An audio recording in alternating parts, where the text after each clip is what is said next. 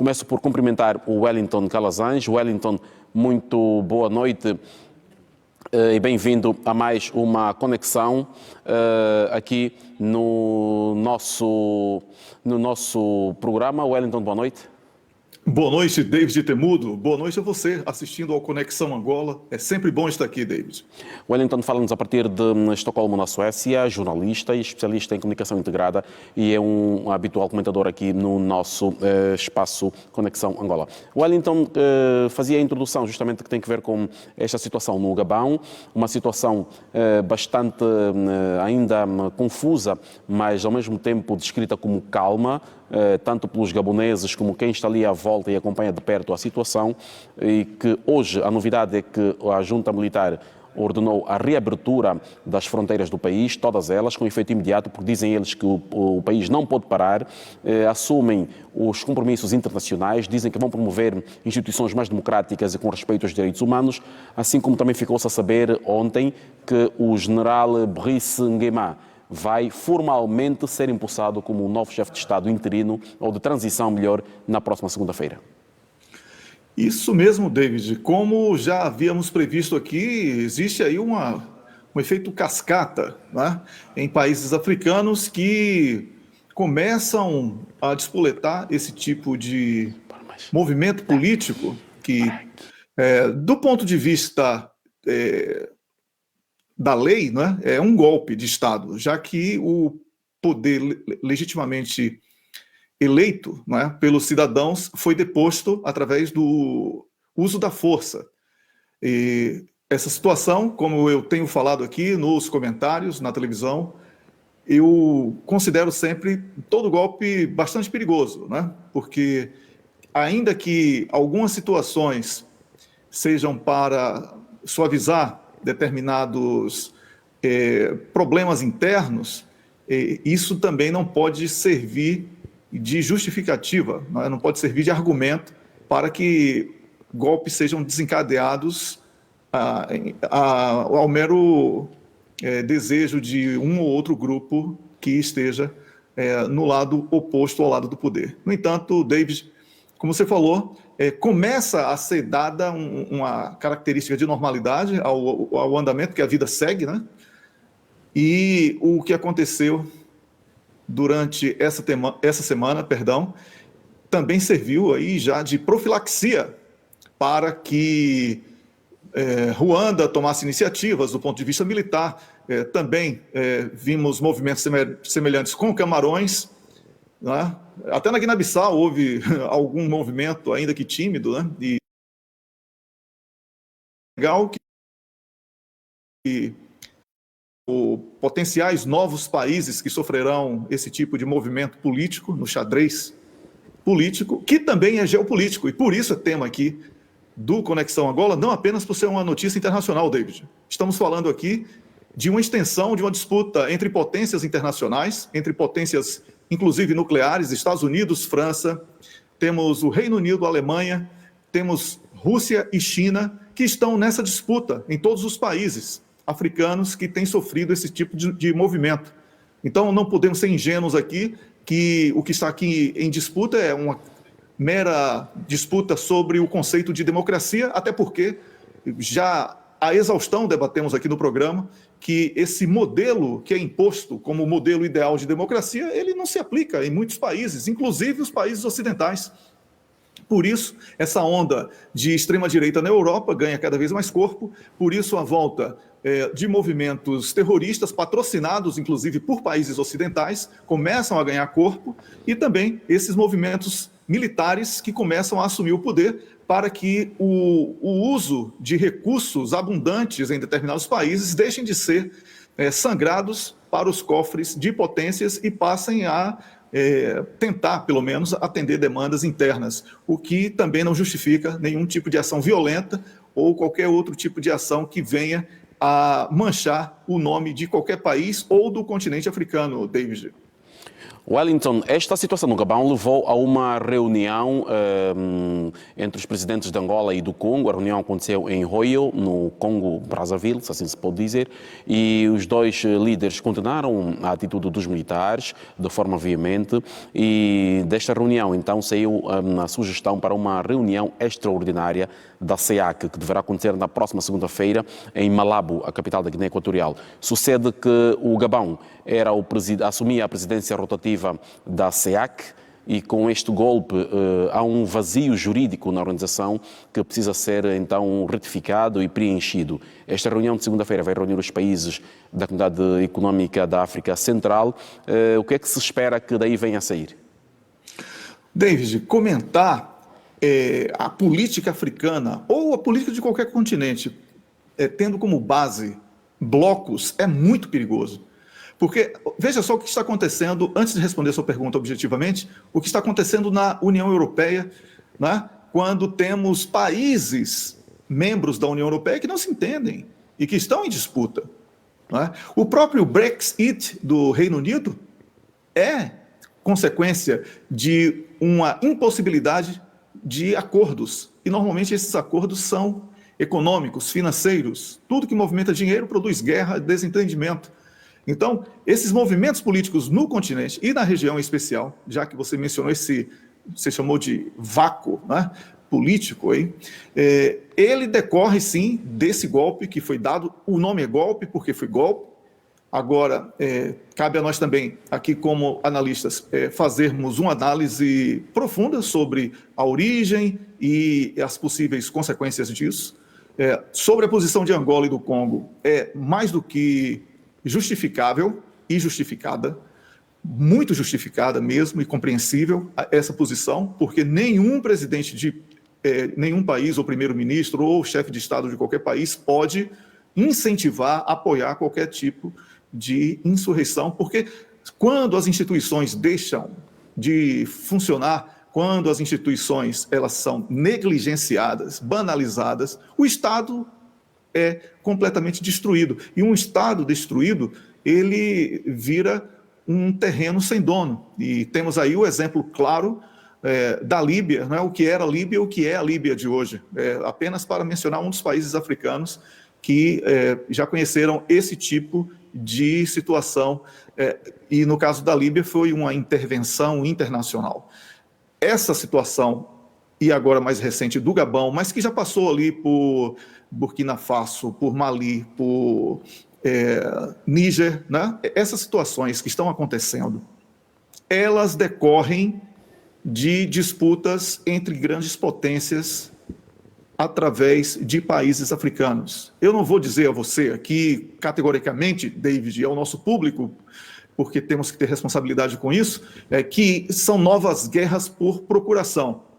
Mas eu posso afirmar que essa onda anti-ocidental, com ênfase para uma onda anti-França, que está acontecendo nesses movimentos políticos do continente africano, essa é justificada a partir do momento em que são revelados modus operandi de determinados líderes que defendiam interesses alheios aos interesses do seu povo e do próprio país.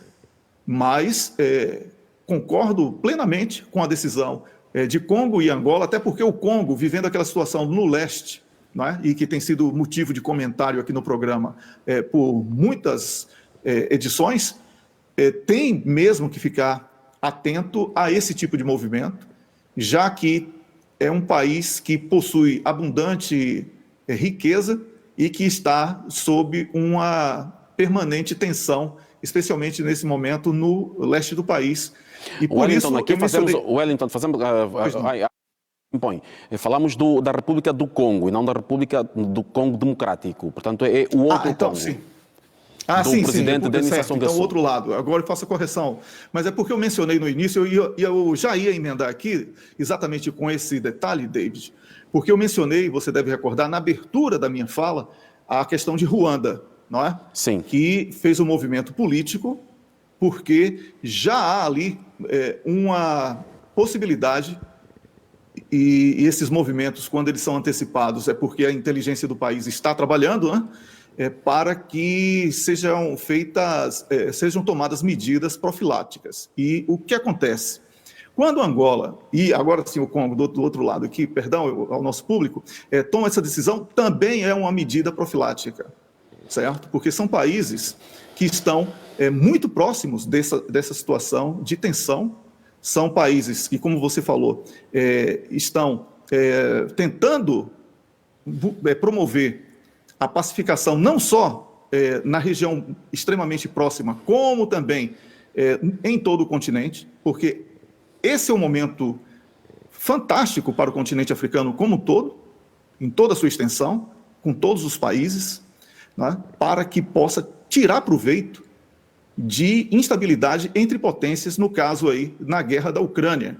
E por isso, esse tipo de situação que vem sendo promovida no continente africano, e eu tenho mencionado sempre, um pouco na Ásia, né? Tenho sempre falado sobre essa tensão que tem sido construída na Ásia e também na América Latina, porque tem sido pouco falado, tem sido muito romantizada a questão da Amazônia, mas já existe ali uma potencial onda de futuros conflitos em relação às Guianas e os países que estão na floresta amazônica, especialmente Venezuela, Brasil e Bolívia.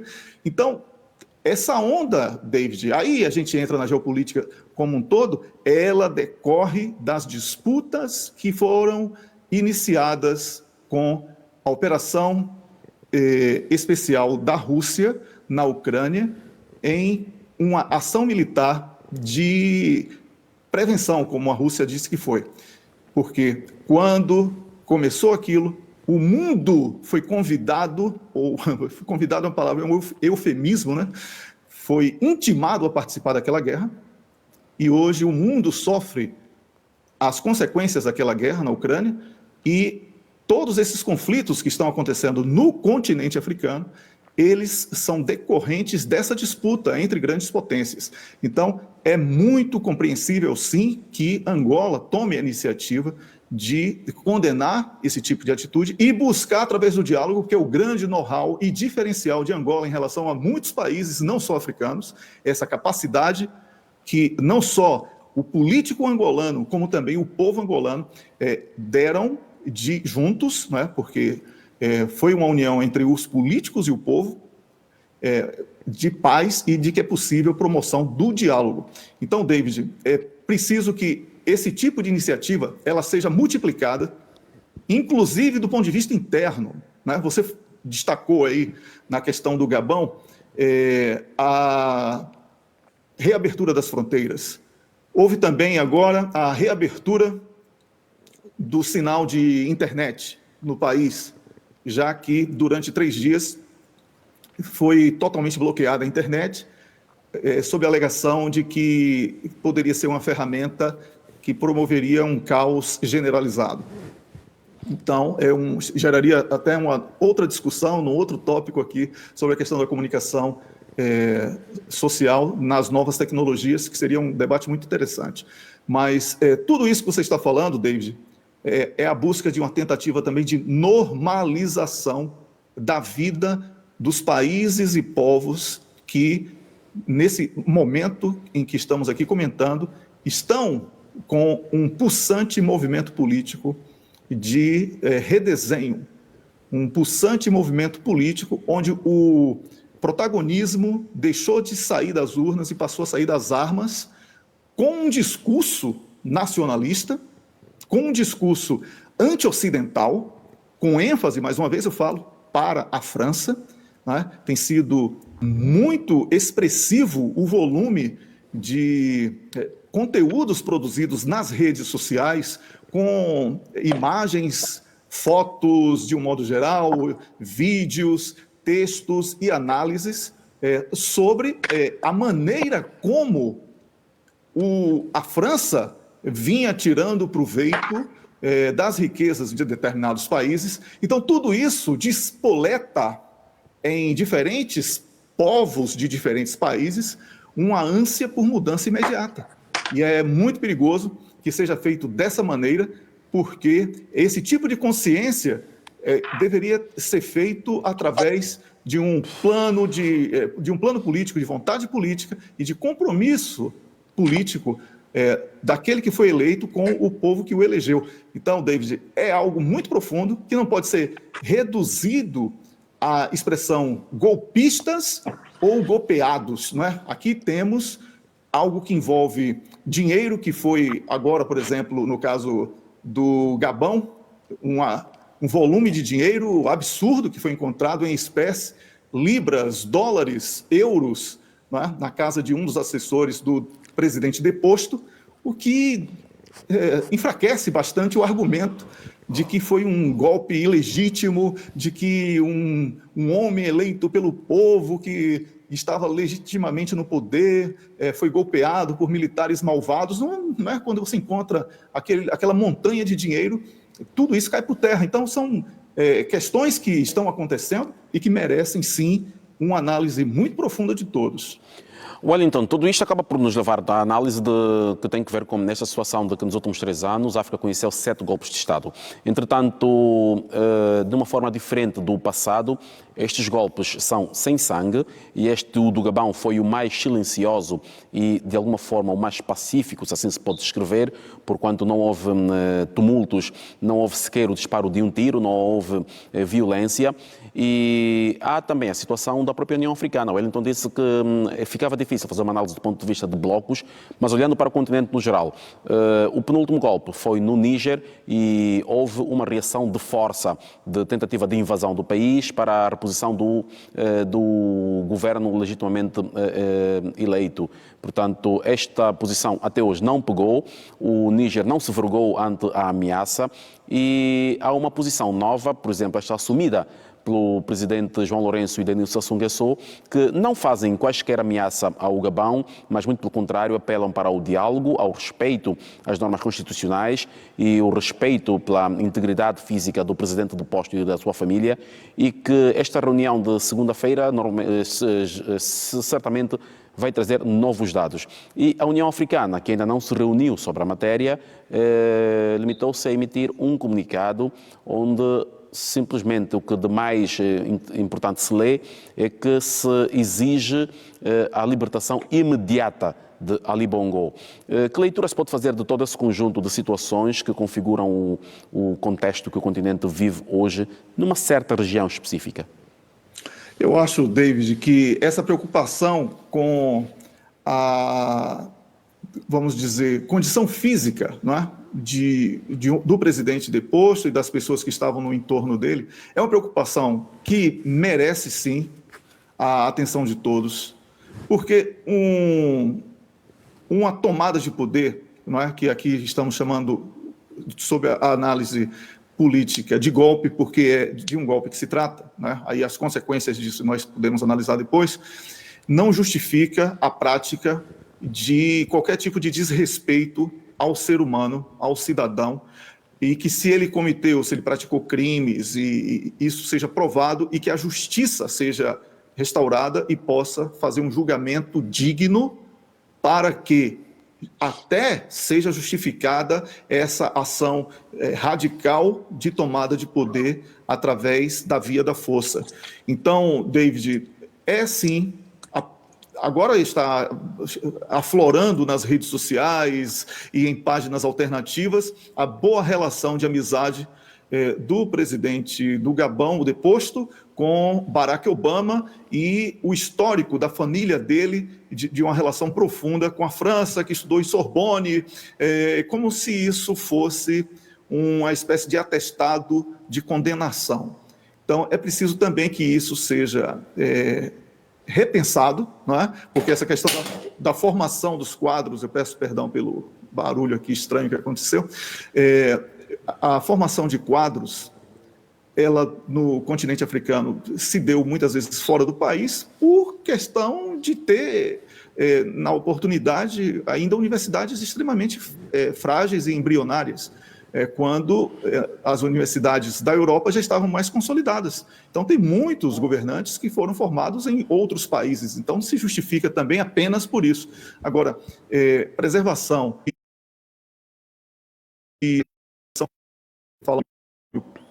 público deve ser feito através da justiça, e não através de tortura, não através do uso de armas na cabeça, fazendo chantagem, porque isso constitui até um sequestro, e qualquer tipo de declaração ou qualquer tipo de depoimento que seja dado sob essas condições, ele não terá validade, porque foi realizado sob imensa pressão.